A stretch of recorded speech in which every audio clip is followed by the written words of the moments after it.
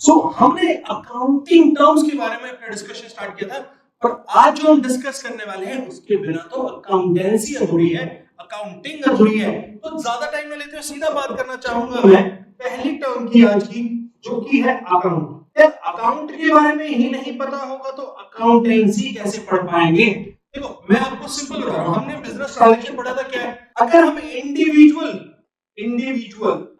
Business transactions को यानी transactions को रिकॉर्ड, ऐड एंड सब्ट्रैक्ट एक प्लेस पर करेंगे, एट वन प्लेस, उस प्लेस को अकाउंट। सीधी सी बात, अगर हम इंडिविजुअल ट्रांजैक्शन को रिकॉर्ड, ऐड एंड सब्ट्रैक्ट एक जगह करेंगे तो अकाउंट हो जाएगा। बेटा बस एक चीज में मैंने मिस कर दी, वो है लाइक नेचर। बस क्या है वो?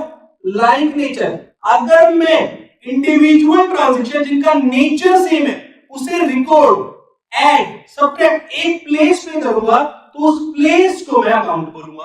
तो बात समझ आ गई? यानी अगर डेफिनेशन बोलना हो तो individual transactions of like natures are recorded, added and subtracted at one place and that place is called account. तो सर ये डेफिनेशन हो गई, और क्या मांग रहे हो? डेफिनेशन और अच्छी चाहिए तो लिखो क्या? An account is a ledger. Account एक लेजर है। क्या है? Is a ledger in a summarised form. क्या है? एक अकाउंट लेजर है समराइज्ड फॉर्म में। किसमें? समराइज्ड फॉर्म में of all the transactions that have taken place with particular person, किसी पर्टिकुलर पर्सन के साथ जो हुई, पर्टिकुलर पर्सन और थिंग्स स्पेसिफाइड, किसी पर्टिकुलर चीज के बारे में बात करेंगे। ठीक है, किसी पर्टिकुलर चीज से रिलेटेड ट्रांजैक्शन अगर हुई एक ही प्लेस पे तो वो हो गया मेरा अकाउंट। तो अकाउंट क्या है? An account is a ledger. Account एक लेजर है in a summarised form of all the transaction that have taken place with particular person. एक पर्सन से रिलेटेड, मैं किसकी बात कर रहा हूं? एक पर्सन की। मान लो आयुष से रिलेटेड किसी फर्म की, किसी बिजनेस एंटिटी की ट्रांजैक्शन हुई।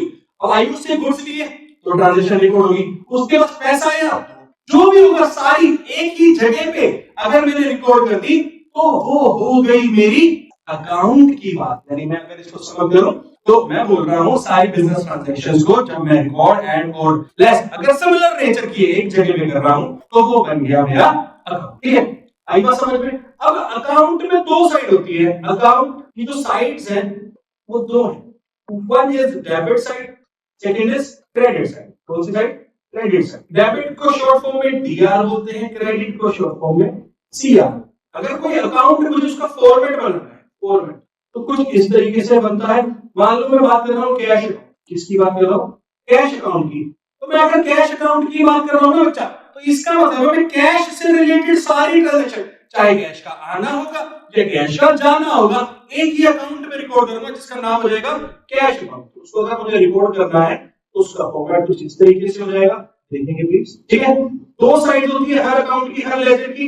ठीक है, डेबिट और क्रेडिट। हमेशा जो लेफ्ट साइड होगी उसे डेबिट साइड बोलेंगे और राइट साइड को बोलेंगे क्रेडिट साइड। यहां हो जाएगा पर्टिकुलर्स अमाउंट, पर्टिकुलर्स अमाउंट। ठीक है, ये मेरा एक अकाउंट हो गया। अब चाहे आयुष का अकाउंट बनाना होगा तो भी वो यहां ऐसे इसी फॉर्मेट में बनेगा। आई बात समझ में? कोई प्रॉब्लम नहीं सर, कोई प्रॉब्लम नहीं। तो सेकंड टर्म की बात करें, सेकंड टर्म की बात करेंगे कैपिटल। इसकी बात करूंगा मैं कैपिटल की बात।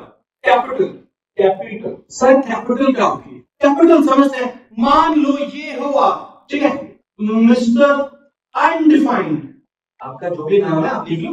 ठीक है, आपको एक बिजनेस स्टार्ट करना था, एक बिजनेस यूनिट सेटअप करना था। ये होगी आपकी बिजनेस एंटिटी, जिसे मैं बिजनेस एंटिटी बोल देता हूं, जिस भी नेम से होगा। ठीक है, आपने 1 अप्रैल 2025 को अपना बिजनेस स्टार्ट किया। ठीक है, और बिजनेस स्टार्ट करते टाइम आपने यहां पे डाला कैश। क्या डाला? Cash of ₹50,000। ठीक है जी, साथ में कुछ घर से लेके आ गए फर्नीचर जिसकी वैल्यू थी ₹20,000। साथ में कुछ गुड्स भी आपने यहां पे डाल दिए ऑफ ₹10,000।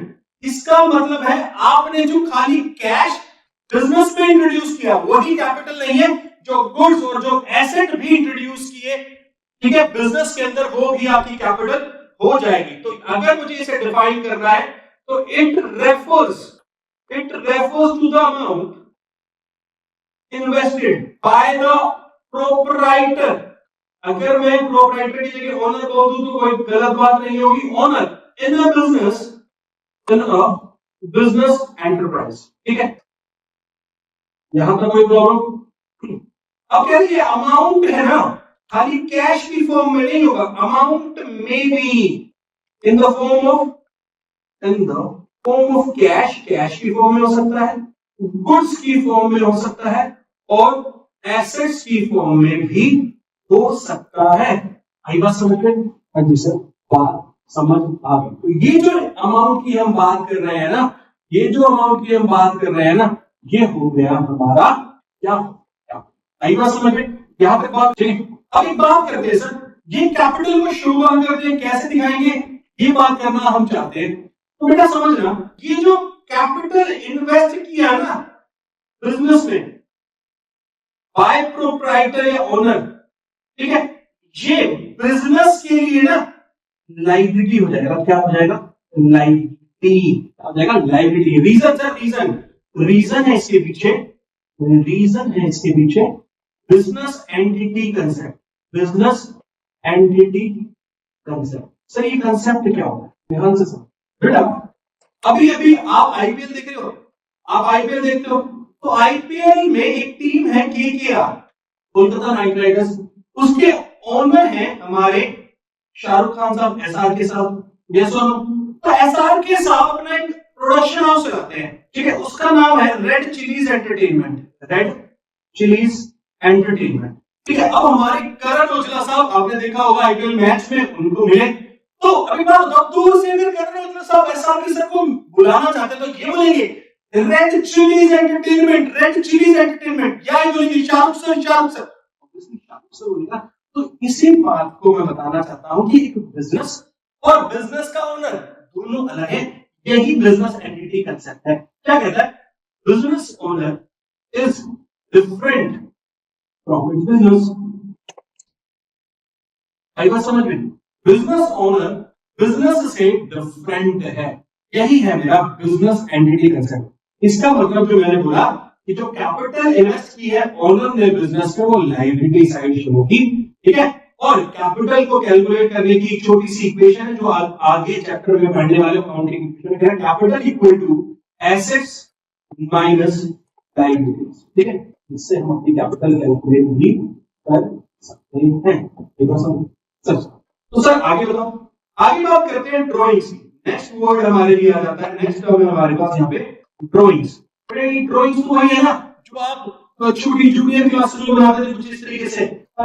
ये आपका घर हो गया, ये आपका, यहाँ पे आप एक विंडो बनाते थे, ठीक है, कुछ इस तरीके से।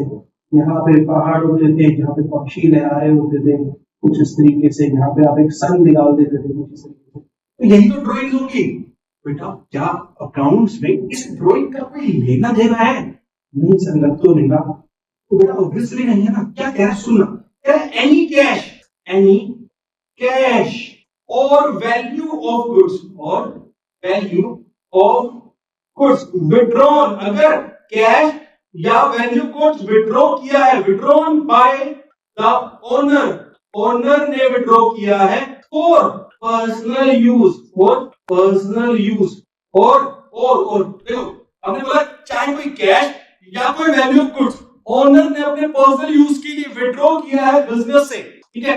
और एनी प्राइवेट पेमेंट, अगर कोई प्राइवेट पेमेंट भी हुई है, ठीक है, made out of business funds, owner के लिए उसको प्राइवेट पेमेंट हुई बिजनेस फंड से, बिजनेस फंड्स, ठीक है, उससे भी बोलेंगे आई बात समझ में?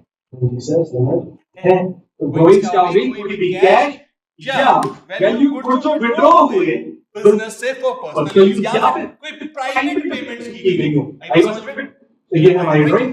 बाकी कुछ वर्ड्स कुछ देखते हैं।